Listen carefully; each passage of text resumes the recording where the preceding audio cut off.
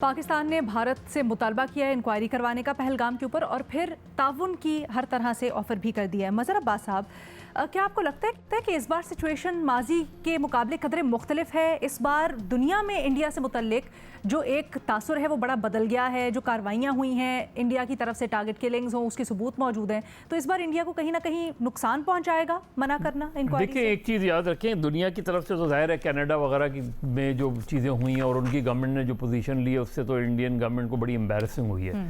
लेकिन एक नेक्सस याद रखें, इंडिया, यूएस एंड इजराइल, ये जो है ये आपके लिए काफ़ी अलार्मिंग है और हमें इस पे अलर्ट रहना चाहिए।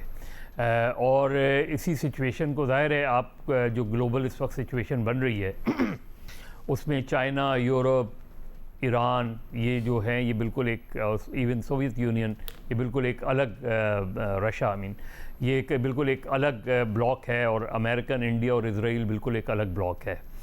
तो अमेरिकन जो डोनाल्ड ट्रंप की जिस तरह आप बात कर रही थी कि डोनाल्ड ट्रंप मुझे बहुत रिलैक्स नज़र आए इस हवाले से, यानी उनसे ये भी नहीं, उन्हें कश्मीर की हिस्टोरिकली भी उन्होंने जिस तरह बात की तो शायद उन्हें यह अंदाज़ा है कि इस हद तक बात नहीं जाएगी। उन्हें गालबन यह अंदाज़ा है कि ठीक है, पाकिस्तान पे बहुत से इल्ज़ामात हैं, लेकिन उन्होंने उनके बयान में कहीं क्रॉस बॉर्डर टेररिज्म का जिक्र नहीं है। मेरा ख़्याल है अमेरिकन और दूसरों को अब ये काफ़ी हद तक एतमाद है कि क्रॉस बॉर्डर टेररिज्म उनके बकौल नहीं हो रहा। अब उसमें जो इंडिया के अंदर हुआ है वो ज़ाहिर है इंडियन ही को वो इस वक्त इंडियन हेल्ड कश्मीर में इंडियन पोजीशंस को वो एक तरीके से सपोर्ट कर रहे हैं, इसलिए कि ज़ाहिर इंडियन शहरी मारे गए हैं, लेकिन इससे आगे बात नहीं कर रहे। तो मेरा ख्याल है ये हमारे लिए थोड़ा सा इत्मीनान की बात ज़रूर है, लेकिन क्या इंडिया स्ट्राइक नहीं करेगा, इंडिया खामोश रहेगा? मेरा नहीं ख्याल। तो हमें हमारा एक प्रोएक्टिव रोल ज़रूर रहना चाहिए और इस चीज़ को ज़रूर मद्देनज़र रखना चाहिए कि इंडिया कोई भी सरप्राइज़ कर सकता है और इस तरह की कोई भी चीज़ कर सकता है। और उनका मीडिया जिस तरह की, मैंने पहले कहा कि जिस ये तो आई थिंक बड़ा प्रोएक्टिव हमने किया भी है। जिस दिन इसहाक डार ख्वाजा आसिफ साहब आए, उन्होंने उसी दिन आके बोला कि हमारे पास इंटेल रिपोर्ट्स हैं कि इस तरह की कोई कार्रवाई हो सकती है। बट फ़खर, आप कहिएगा, आपको क्या लगता है इस बार ज़रा सिचुएशन मुख्तलिफ है? अगर इंक्वायरी से मना करता है इंडिया तो उसको नुकसान होगा? बिल्कुल, मेरा ख्याल है कि अभी भी अगर देखा जाए तो जो ये पहलगाम का इंसिडेंट हुआ उसके बाद इंटरनेशनल मीडिया की कवरेज देखी जाए, देखें ये एक बड़ी इंडिकेशन होती है कि दुनिया आपके साथ कितना आपका जो बयानिया है वो उसको बाय कर रही है।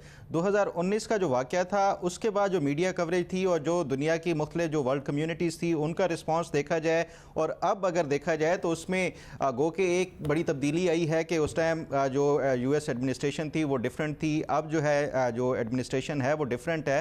लेकिन उसके बावजूद भी मीडिया की कवरेज का खुद जो हिंदुस्तानी मीडिया है और उनके सहाफ़ी हैं वो भी इसकी दुहाई दे रहे हैं कि हमारा जो बयानिया है कोई बाय नहीं कर रहा, कोई हमें वो उस तरह की कवरेज नहीं दी जा रही। और फिर दूसरा जो मसला है वो यही है कि जो आपके फाइव आइज़ हैं उसके साथ आपके जो मसाइल हैं इंडिया के, ख़ास तौर के ऊपर कनाडा के साथ, तो बिल्कुल उन्होंने उनके प्राइम मिनिस्टर लेवल तक जो है वो सबूतों के साथ आ गए थे कि किस तरह से इंडिया वहाँ के जो कैनेडियन सॉइल के ऊपर दहशतगर्दी कर रहा है। इवन जो अमेरिका है उसके अंदर भी ये इस तरह के वाक़यात हुए हैं। ऑस्ट्रेलिया को भी कुछ शकूक व शुबहात हैं इस हवाले से वहाँ पे। तो ये जो फाइव आइज़ के हवाले से जो एक मेरा ख्याल है कि ये इस तरह इग्नोर करना, तो ये भी एक इंडिया के लिए बड़ी एक इंडिकेशन है कि दुनिया उनका वो बयानिया उस तरह से बाय नहीं कर रहा। इसलिए शायद ये मज़ीद जो एस्केलेशन के हवाले से कोई इतनी बड़ी कार्रवाई मैं नहीं समझता कि कर सकता है। यही वजह है मैं समझता हूँ कि ये शायद कश्मीर के लेवल तक जो है वो एक लिमिटेड महाज जो है वो खोल सकते हैं, और दूसरा मैसिव क्रैकडाउन जो है वो कश्मीर के अंदर ये उस तक ही महदूद रह सकते हैं,